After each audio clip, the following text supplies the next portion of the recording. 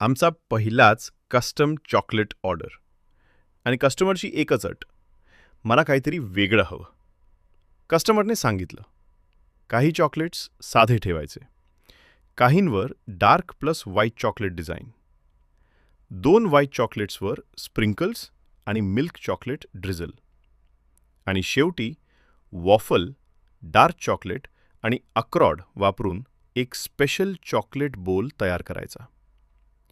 आम्ही प्रत्येक पीस हाताने सजवला आणि प्रत्येक डिटेल जपून तयार केली. Result?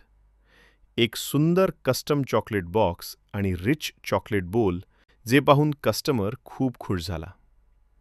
Waffle mania, Titwala custom orders available.